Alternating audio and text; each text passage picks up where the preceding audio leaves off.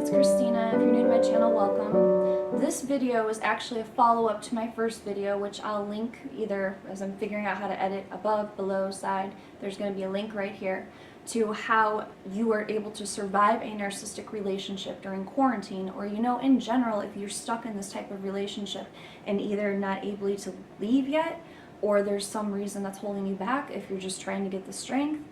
There's a few more tips I wanted to throw in for how you can coexist with a narcissistic partner to the best of your ability while you are stuck in a house or in that relationship. So I've touched on the topics in my prior video of not oversharing, not overindulging or looking at that narcissist as your validation source. To use the topic of emotional validation when having to approach that person with a conflict, so that way you're able to get the most positive reaction you can get. Because keep in mind, a narcissistic individual is they're not a sane and rational person. So their reactions and how hard it is to coexist, that is not your fault and something I want you to remember. But you have to at least use that tactic, which is good in any form of communication with a normal person. The compliment, the issue at hand, and then the other compliment. Setting the boundaries I went over, how you are supposed to make sure that, they cross them all the time, but like I said in that last video, I'm just briefly overviewing it, where if you establish, I don't want to argue 1 hour before bed, so we're both, deprived of sleep. I really care about your feelings. However, in the future, if there's an issue at hand or something arises, let's try and negotiate to talking about it after dinner. That's a time close to bedtime, so there's a very low probability any more issues will arise. You can limit contact after that point to prevent any further issues from happening to the best of your ability, but that way you're establishing that you care about feelings, you're being fair and rational, and if that person crosses them again, as they do many times, or test those waters, you can either excuse yourself, go outside, because they do not like their mask being shown to others, so they're not going to probably do that in front of the neighbors, or they're going to, not want a scene and people watching and videotaping themselves for YouTube. So if anything, since you can't leave right now, if you are quarantined, go outside. Just get a breath of fresh air. The support groups are so important. Maintaining your sense of self during this is so important. You are not only more susceptible to abuse at this time because you're more of a bother to this person, but you have to keep in mind, which is 2 more topics I wanted to give to you and advice with how to navigate this right now when it's so hard, is you're more down and susceptible to being completely violated because you are probably receiving more abuse. You are around each other more, so the normal things that they often pick on or get annoyed at or will become abusive over in a standard day, well, you're around each other all the time, so that's only going to heighten their level of indifference towards you and escalate the abuse and the discard. But discard what? You're stuck there right now, whether it's quarantine or just because of other reasons, you're stuck. So there's some things that you can do in addition to these other topics with, make sure right now you work on you, and I'll go over that again in a minute. But something that you have to remember is that any reaction from you is a form of supply from them. Whether it be a positive reaction or whether it be a negative reaction. Every reaction you give is a form of supply. And unfortunately, sometimes the issue at hand or their indiscretion is so massive, it is impossible nearly, maybe you have borderline personality where you're more, fragile. Maybe you have bipolar disorder. Maybe you're just so sick of being hurt that your anger levels have rose to an all-time high. So when they are purposely, which they do bait you, and you have got to be careful with feeding into the baiting right now, because if they see you being as emotionally unavailable or being as vague as possible, they will bait you in an attempt to get you to engage and fight with them. When you are just so sick of all this indiscretion, sometimes you cannot help but have a reaction. And if you know that your one goal is to avoid feeding into their games, because this is all a game to them, this is what I'm going to give you an example of what I've actually had to do in my relationship when I knew, when I was with this person, that I could not handle staying and not giving a reaction. If you come to a point where, this is what happened with me, I came to a point where they did something that caused such a strike at my moral compass and what I believed in and their promises to me and the pain I felt, because they often like to go after things that are important to you, and their manipulation and gaslighting, that's a big part of it. They will attack the things nearest and dearest, or they will bring up something very sensitive to you in an attempt to get you to feed into it. So this person, we were supposed to be staying together and moving to a next house. They launch on me one day after I helped them through the selling process, everything with this effing house, that they were moving by themselves in an attempt, because they were codependent on their own family. They had spread so many lies and done a smear campaign on me, making me believe that we were all leaving together, and then they sprung that on me. Now, no warning, no attempt to give me information to find other arrangements. There's kids involved, and you're springing this on me like that. So after I found this out, I was livid. So what did I do? They brought up changes, like, little fixing ups in the house they were doing, and it hit me so morally deep that I had to make such quick arrangements. I knew that I could not feed into it and give them a reaction. I didn't want them to see me hurting. I didn't want them to see me angry. I wasn't going to help them with these fixings of the house, because if I help them with these tasks, I'm going to feel stupid inside. This person doesn't deserve my help. This person has gotten my help how many times with how many things for reasons that they didn't even deserve. So if I do this, I'm going to feel bad about myself. If I also stay here and do nothing right now, then I'm going to feel like, oh my God, that hyper sense, like, even though I knew like this was done, that discard recard cycle, the excuses come in the future, but I knew in this moment right now with what I felt, if I stay here and help, I will feel stupid. If I also stay here and do nothing, I'm going to feel that inner self-talk telling me I'm worthless. They're going to think I'm worthless. They're going to think, oh, good thing I'm leaving her. She's not doing anything. And that's going to hurt me and cause me escalated anxiety and depression and negative self-talk either way. So what did I do? And you can do this if you're in quarantine. Get in your car. I got in my car, took myself and removed myself from the situation. And I let them know, because I did not want them to think I'm fleeing the situation because they had hurt me. Keep in mind, the thought and the whole goal here is to give them as little amount of supply as possible. So in moments it's impossible, you have to default to what is next best for you to maintain your own mental health and sense of well-being, while also giving them as little of your reaction as possible. So what I did is I said in a completely normal tone of voice, they called me and said, what are you doing? I said, I just wanted to let you know that, after the past few days and what you have done in this situation where, you know how I feel about it. I thought, one, it was extremely evil, cold. And I don't want to involve my own personal feelings in this, but, certain things that you do, my moral compass does not agree with. So instead of staying and helping, and this is a situation where you've chose to move forward solo, so I'm not going to overindulge myself as I normally would if we were moving, where I would be there to help you every step along the way, just like I did with the realtor, the open houses, the showings, everything. I'm not going to give more of myself than needed, since you are choosing to, again, move forward alone. I'm also not going to sit there and watch you do it, because that is me as a person. I would want to help you, and I also wouldn't want to feel like I'm being a disservice, or I'm doing, I'm being lazy, because that's not me, and I don't want that message spread. So instead, I've just chosen to leave, and I'm going to allow you your time to get your improvements done. That's totally fine. I will be back in, an hour or so. I'm just driving around clearing my head, and that way we can continue to coexist for the remainder of this time, and I hope that it goes really well, and I'll see you in a little bit. Yes, that gave a reaction, but you know what?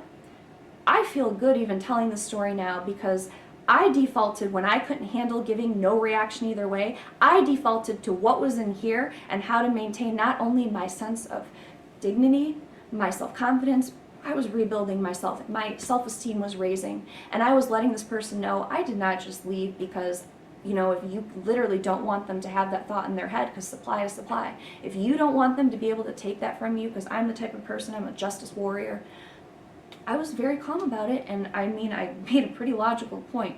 I'm not going to stay here because I am the type of person that gives their all to not only relationships, but I work hard. I do things in life that are beneficial, not just to me, but the people I love.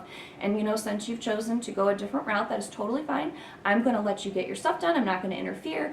And I'm just going to take time to just, remove myself because I don't agree with the things you do in certain cases. So I just would rather remove myself so that way we can just coexist until we don't have to anymore. And you're saying it without being passive aggressive. You're being polite. And you're kind of actually shocking them because they're most likely wanting or expecting you to either help and benefit their lives, because remember, everything to them is appliance. Whether they are in the process of discarding you or not, you don't want to give them more than what they deserve. So by you giving this positive explanation that's very logical and, not just based off emotion, you're shocking them. If that was your goal, to stand up for yourself, that's the most you can do in certain situations, is going not for option A, B, but C. And that is what's best for me in here. That's what's best for me to continue on and keeping my head held high to the best of my ability, because it's okay to not be okay. There's so much indiscretion, and in this situation, that was such a horrible thing to do, just to hide things from other people because you're embarrassed. So you're willing to do these. How could you do that? That touched on my children, on our relationship, and on what I thought people had inside of them, just that was morally correct. I could not handle just turning cheek in that case, so I picked that option, and you know what? I felt much better, and I didn't give them what they expected, which would have made them say, oh, she's crazy, or ha, look what I did to her. I broke her down again. I took that ability away, and I'm telling you, even if you have to, right now in quarantine, do something along these lines and then drive yourself in circles around the block and you need to blast your favorite music, that's what I did. I don't care if you need to keep going and going and going. You are now keeping yourself away from other people, but you're also giving yourself time to cool down. You're feeling good, you're listening to music. Call your best friend, call someone. Just take that time for you to remove yourself from their baiting and direct attempt to hurt you. Something else you can do if you are stuck in this type of relationship and you are forced to coexist, other than using the emotional validation, where if you have to approach a problem, the compliment, and being very vague, whether not overindulging. If you do have to do other things, like I said, right now it is so important to use this time during quarantine to look into things that help you not only save and protect the bit of dignity and self-esteem and self-purpose and your whole person and wellness as a whole. Protect that as much as possible right now, and use this time to do those things, to build up what you can do with your hobbies that maybe you didn't have time for. Where if you are at a loss still and you don't know what you have to do and your main goal right now is to survive and thrive, something else you can do is fluff that narcissist per se. So what I mean by this is, I am not telling you to kiss someone's by any means. But what I will tell you to do is that, if you're working on things for yourself and you're in support groups, so if you have no one to talk to, you're talking to them. You're removing yourself by setting boundaries and doing all the right things where, if you have to have a reaction, sometimes removing yourself and just driving around and focusing on songs and laughing, that's great. But there's going to be times in your household where you do have opportunities to make that narcissist less likely to attack you because they see that you're doing something for them. Because remember, it's all about me, me, me. So something that you may do right now during quarantine, or to just get yourself through this relationship and deal with this unrealistic, unlogical person, is if you don't know what to do for yourself, or if you're doing things for you, but you still want to try and make that person as coexistable as possible.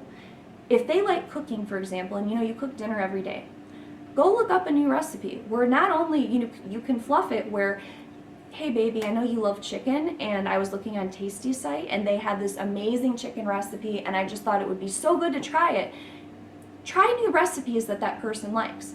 So not only are you educating yourself on further cooking habits, but you're doing something for them where they see it as, okay, she's doing these things for me, and I love food. Food's the way to my heart. This is really awesome. I want her to keep cooking.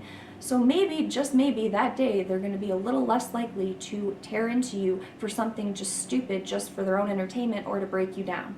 When you're doing something that looks to be, it's presented as a form of aiding to their need, that is going to at least increase the chance that you may be able to go to sleep having peace that night. Maybe, like with me, I like woodworking. Perhaps they like Ohio State, like my former partner did. You could do a string project, wood art, where you could do the nails and do some type of design they like. At this time, for example, use it as dual purpose to start a business where you not only just made them a gift, but you also showed off one of your talents or something maybe you wanted to try. It looks really fun and you're at the time now. Do something where you can gift it to them right now to kind of keep their mind at ease, and they see you're doing something cool and new, and they hate watching you do stuff to build up yourself and things that are positive for yourself. So that's going to make them think, but also put you as more of a value in their eyes, because once other people, you don't use them as your validation source. Show it off in the support group. Show it off on Facebook. Send a picture to your mom, your best friend, someone else. They're going to tell you it's awesome. And you might be able to find one of your new talents. Try new things, but kind of curve it and fluff it where it looks like it's for them, you're doing it for them, but maybe this is where you realize you have a talent and now you can start a business out of it. Boom, here's a business opportunity, you're rebuilding your own confidence, and this person in your life is a little bit less likely to make your life living hell that day. Something else you can do is working out and doing things to gain back, your self-esteem, where there is a lot of physical effects in narcissistic relationships, and an overall detrimental decline of physical appearance is one of them. You stop getting ready possibly. And it's weird because you want to impress them, but you get so beat down sometimes that you stop taking care of yourself. So by forcing yourself right now to either exercise or just get up in the morning and take a shower, put on something pretty and nice, you're going to start catching their attention. They're going to notice you're doing things again, and God forbid, even if no one's seeing you right now, they don't want others to notice you. So make an effort to look nice. Maybe they will use it to put you down, but aim it. Every situation's different. If we all know what kind of reactions we get, but if you try this and you present it to them like I said, you're fluffing. I know that, I've been working on, taking care of the kids a lot, or, I haven't gotten to look nice for you for a while, so just wanted to look pretty for you. Get your opinion on my hair. Maybe you were considering doing something different with your hair. Use different hairstyles, excuses, and say, I really want to be the best version of me for you too. I want to look pretty for you. And they're going to notice, and you're going to feel better about yourself, whether it's just simply taking a shower or you are exercising and they're noticing physical changes in your body. Download an app and watch your progress. If you are self-conscious about your weight, which no one should ever make you feel that way, if someone loves you, especially if you bore their children or they are in love with you, period, no one should ever, ever fault your physical appearance or how you should or shouldn't look. They love you for who you are, and don't you ever change for anyone but yourself. But right now, if your self-esteem is so low, or you're just trying to get this person to just be okay enough where they leave you alone, do those things if that would be something good for you. These are just tips. Where if they need to believe in their irrational little crazy mind that this is all for them, if it makes your day one day more livable, that's what I'm here for. So do those things for you and just keep your main goal right now, instead of becoming the Pokemon where their levels are getting lower and lower, they're attacking them, and once they got them low enough, they throw that ball and they know they're going to catch them. Their game right now is to cut you down. So look up new recipes, try things, fluff it so it's for them. Start a new hobby. Maybe you'll find something you were really good at or something you were before, and now you're bringing out that talent again. People are going to love it. Don't make them your validation source, but hey, here's a gift, babe. And boom, maybe you just started your own business. Use that exercise or just taking a shower to slowly build up that self-esteem. If you need to say something, say, I just wanted to look nice for you. As much as they future fake us, I firmly will stand by. If you are stuck in a situation like this, I'm sorry. If I have to choose between watching you literally deplete to the point where you are suicidal or broken so badly that you don't even know who you are anymore and you need to just survive, do not fault yourself for telling little white lies that are actually true. You're doing something good for them, but it's for you. Work on you, because they're working to destroy you every day, and I want to see you survive and thrive and be the wonderful freaking person that so many people see, and that what drew them to you to begin with. And mostly, the one thing I wanted to say at the end of this, which I feel like is so important. If right now the abuse or what is happening has taken a dangerous turn, if it just took a turn, period, whether you're in quarantine or not, understand, aside from support groups and educating yourself right now and all the different methods you can use to just coexist, if you are in a dangerous situation with your children, with yourself, and something takes a turn because of all this escalation during quarantine, I want you to know that you can get out. There are places that you can go to that are actually completely hidden from the general public. If you call the domestic violence hotline or look up a normal shelter in your area, oftentimes either an officer will meet you, or if you need to be completely indiscreet, they will meet you somewhere else, where if you don't want to have the law involved in your life. If you need to get out because now it's gotten dangerous and this is something new or sudden, or you just know you're in danger, they will take you to an undisclosed place where they will help you get back on your feet. They will help you.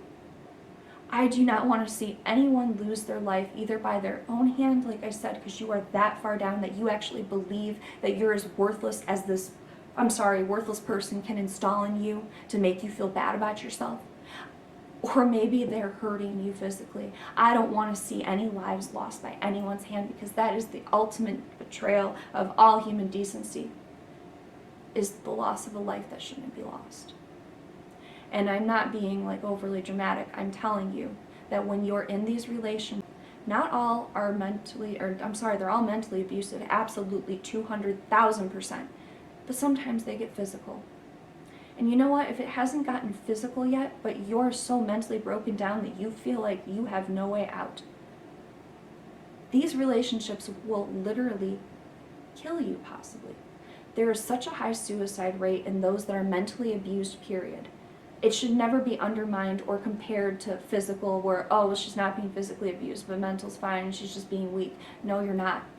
Physical abuse mental abuse cannot only just cause the after effects where you stop taking care of yourself, your depression, anxiety is rising. My left eye under on this side started like pulsating, and that was an outward effect of stress. I was getting sleep paralysis. I started noticing all these weird physical signs, and it was scary, and it makes you feel even worse.